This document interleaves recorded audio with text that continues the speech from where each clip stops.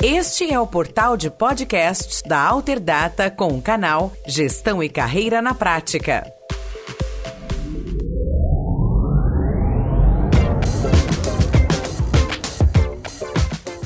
Olá, você está no canal Gestão e Carreira na Prática.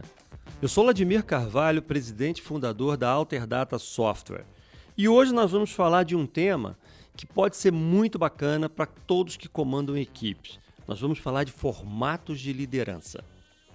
Quando você trabalha dentro de uma organização e você tem um papel de ser o dono dessa empresa, o principal executivo, o gerente, o líder de uma unidade, não importa, uma pessoa que está numa posição que comanda outras pessoas.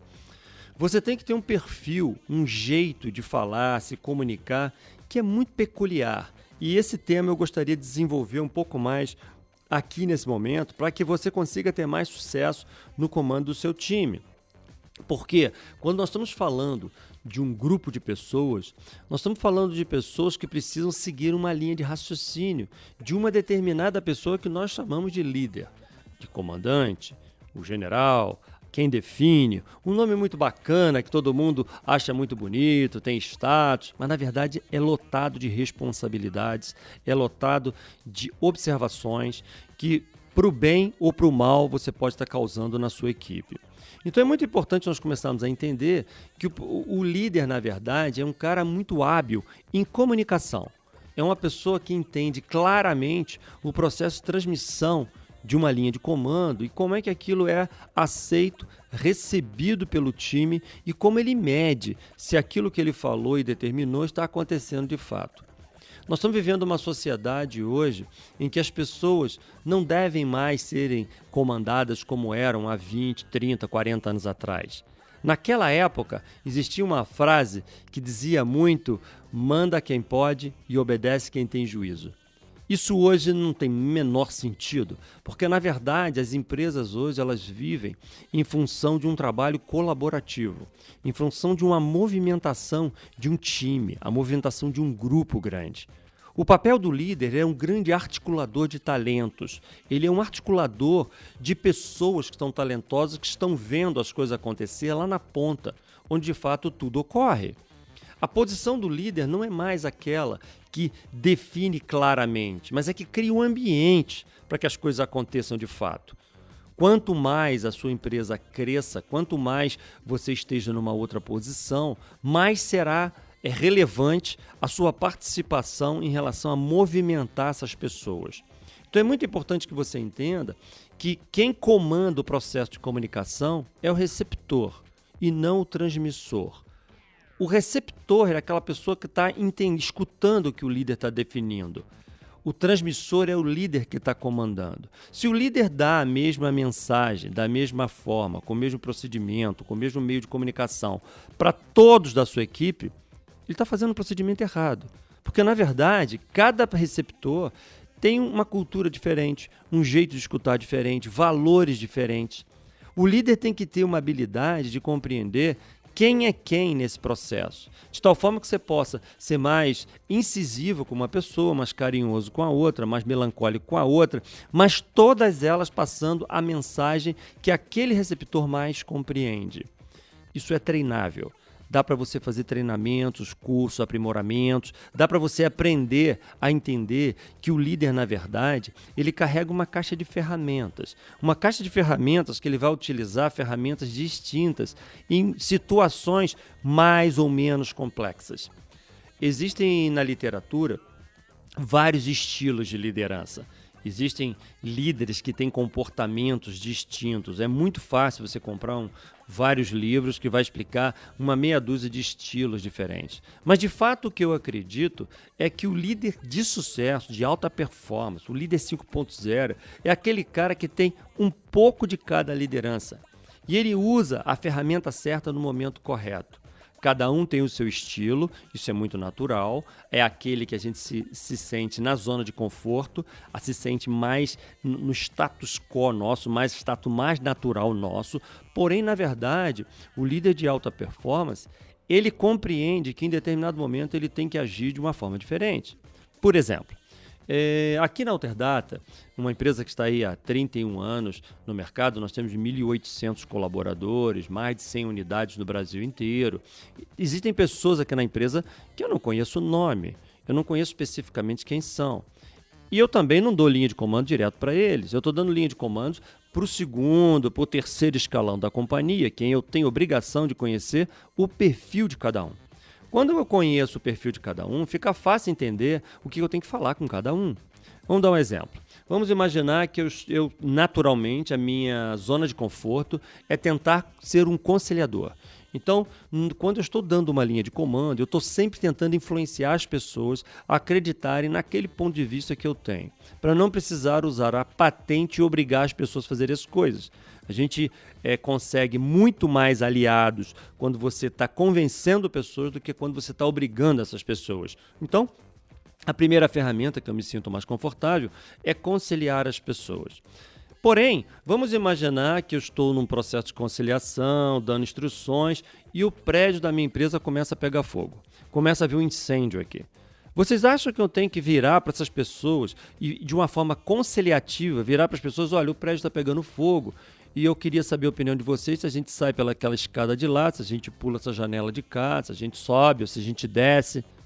Não dá para fazer isso. No momento de crise, no momento de emergência, você tem que sair da sua zona de conforto e da linha de comando direta e obrigar as pessoas a irem naquela determinada direção. Então, esses estilos flutuam de acordo com o momento. Se você está vendo que um departamento está indo muito mal por alguma razão, porque aquela equipe não está enxergando determinado problema, se você ficar anos tentando convencer as pessoas, sua empresa vai quebrar. É muito importante que naquele momento você seja um pouco mais incisivo. Agora, se você for incisivo todos os dias, com todas as situações, ser uma pessoa mais forte em todas as situações, você se torna uma pessoa intragável, aquela que ninguém quer trabalhar contigo. E, na verdade, nós estamos vivendo uma sociedade que as pessoas, os colaboradores, escolhem com quem eles querem trabalhar. Eles não precisam trabalhar com uma pessoa que é arrogante e que é uma pessoa prepotente, de forma nenhuma. Eles querem ter um ambiente gostoso de trabalhar. Para isso, o líder tem que entender os momentos certos. Existem inúmeros estudos de perfis de personalidade, perfis psicológicos, que você começa a entender quem é quem. E uma pessoa, um gerente meu aqui na Alterdata, por exemplo, eu posso ser mais incisivo com ele, que ele compreende, mas um outro, se eu for muito incisivo, ele chora. Então, depende do perfil de cada um e não tem nada de certo ou errado nisso. Depende do perfil de cada um. Cabe a cada um usar as ferramentas certas nesse determinado momento que você precisa fazer, de fato, as coisas acontecerem. Outro aspecto importante é nós entendermos a própria posição do líder. Eu vejo que, às vezes, algumas pessoas confundem e acham que o líder ele tem que estar numa posição que ele tem que saber dar todas as respostas para todo mundo, ele tem que ser o mais competente de todas as tarefas que a empresa precisa fazer, ele precisa entender de detalhes que aconteçam na organização inteira, porque o próprio líder se sente inseguro quando alguém faz uma pergunta para ele que ele não sabe responder. Na verdade, eu gostaria de orientar a todos que a posição do líder na atual sociedade que nós estamos, ele não tem que ter todas as respostas e nem é bom que tenha. Quem tem que ter as respostas são os subordinados dele, são as pessoas que são os especialistas de cada caso. O líder tem que ser um grande articulador de talentos. E a analogia mais clara que eu conheço para isso é a orquestra sinfônica. Você imagina a Orquestra Sinfônica Brasileira, por exemplo, com lá inúmeros músicos. Esses músicos provavelmente são os melhores músicos de cada um daqueles instrumentos. O pianista que toca, provavelmente, é o melhor pianista do país. O violinista que toca é o melhor violinista do país. Aquele músico que toca o oboé é o melhor daquele instrumento. Na frente desse profissional, que já é o melhor naquilo que ele faz, existe uma cola. Uma cola que eles chamam de partitura. Ali tem todas as notas, os tempos, tem toda a melodia, o que cada um tem que tocar no ponto certo. Ele é o melhor no instrumento e tem uma cola para ele dizendo o que ele tem que fazer. Naquele momento, existe também uma pessoa lá que não toca nada, que está lá na frente em pé com a varinha na mão, que eles chamam de maestro. Esse profissional, ele é o líder ali, ele é o comandante, é quem define, é quem contrata e que tem o poder de demitir aqueles profissionais. É o cara que está numa posição hierárquica superior a todos aqueles outros. Porém, nós temos que pensar o seguinte: se o profissional que toca o instrumento é o melhor do país naquela coisa e tem uma cola para ele dizendo o que ele tem que tocar, para que precisa daquele cara lá na frente que não toca nada? É estranho. Por que precisa daquele profissional? Será que o maestro toca o violino melhor do que aquela profissional do violino? Não. Ele toca o piano melhor do que o pianista? Não. Qual instrumento que ele toca melhor do que os outros? Nenhum. Ele não toca o melhor instrumento. Então ele nem toca o melhor instrumento. Então por que precisa dele? Vocês observaram que o maestro ele fica de costas para o público, de costas para o cliente e de frente para o time, para os músicos, para os profissionais que trabalham com ele? Ele está de frente para o time porque ele está observando, analisando o perfil de cada um desses profissionais. Ele conhece a regra do jogo, que no caso deles é a melodia. Se nós associarmos isso a uma empresa, a posição de um líder na companhia, do dono, do principal executivo, do CEO de uma empresa, ele é quase um maestro. Ele não precisa ser o melhor financeiro da empresa, o melhor marketing da empresa, o melhor engenheiro de produção. Ele não precisa, porque ele tem profissionais embaixo dele que são os melhores. Ele sabe a regra do jogo, ele conhece a estratégia da companhia, da mesma forma que o maestro conhece a melodia.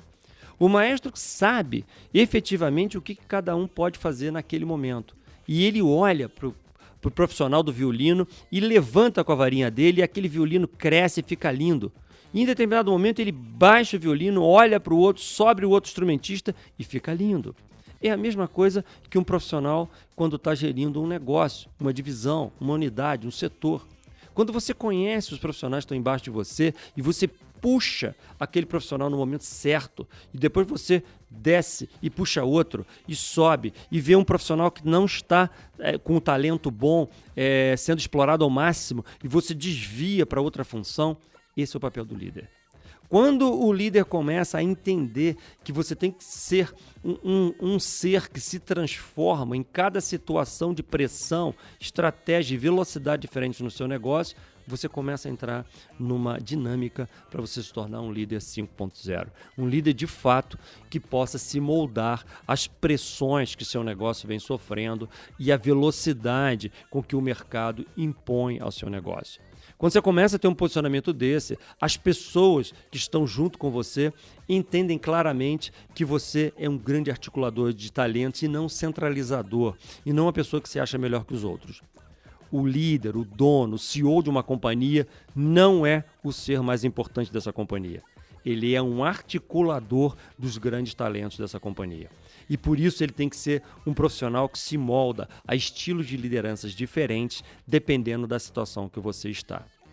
Esse reposicionamento pode mudar completamente o seu negócio e é a explicação porque muitas empresas pequenas não conseguem passar de um certo tamanho. Porque o líder prende, trava tudo em cima dele e não permite que outras pessoas se desenvolvam.